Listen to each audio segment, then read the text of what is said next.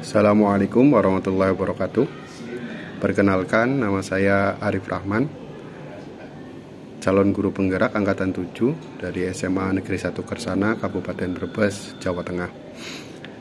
Di sini saya akan menyampaikan intisari dari pemikiran Ki Hajar Dewantara mengenai pendidikan. Ki Hajar Dewantara mengajarkan kita meninggalkan pemikiran-pemikiran yang sangat luar biasa terkait dengan pendidikan, terutama yang ada di Indonesia. Semboyan yang paling terkenal yang sering kita dengar dari Ki Hajar Dewantara adalah ing ngarsa sung tulodo ing madya mangun karso tutwuri handayani. Bukan sebuah semboyan yang biasa, tetapi mempunyai makna yang sangat dalam sekali. Ing ngarsa sing tulodo artinya adalah yang di depan, yang memberikan contoh baik. Ini terkait dengan pemikiran beliau tentang pendidikan, bahwa pendidikan hendaknya adalah menuntun agar murid menjadi lebih baik lagi. Ki Hajar Dewantara juga berpendapat terkait pentingnya budi pekerti dari siswa atau murid dalam pembelajaran. Jadi pendidikan tidak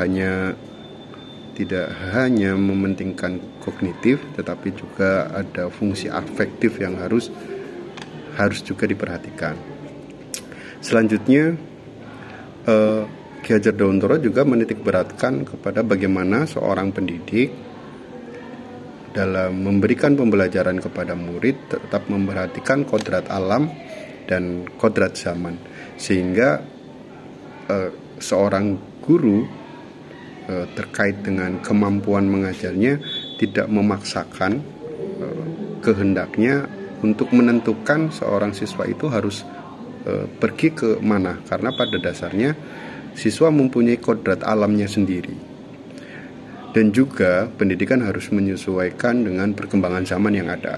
Jika mungkin zaman dahulu di kolonial Belanda, seperti yang ada dalam video, pendidikan-pendidikan yang diadakan oleh pemerintah Belanda pada saat itu adalah dalam rangka memberikan pelatihan-pelatihan kepada hanya orang-orang tertentu untuk membantu kerja Belanda di saat itu. Dan ini yang membuat Ki Hajar Dewantara untuk mendirikan taman siswa, yang mana pada taman siswa itu pembelajaran tidak hanya dititik beratkan dalam mempermudah kerja-kerja pemerintahan, tetapi untuk memastikan bahwa siswa-siswa itu belajar sesuai dengan kodrat alamnya masing-masing. Pendidikan di taman siswa juga yang menarik adalah di usia dini. Ki Hajar Dewantara menganggap bahwa pendidikan di usia dini tidak harus menitik beratkan terhadap kemampuan membaca, menghitung dari siswa, tapi lebih bagaimana guru bisa memotivasi anak untuk bergembira belajar sesuai dengan usianya. Sedangkan terkait pandangan diri tentang bagaimana pemikiran KHD sebagai seorang guru, ini sangat relevan dan masih sangat relevan diterapkan di zaman sekarang ini. Bagaimana seorang guru harusnya bisa memberikan tuntunan, menuntun siswa-siswanya untuk bisa menggapai kompetensi yang ditetapkan oleh pemerintah.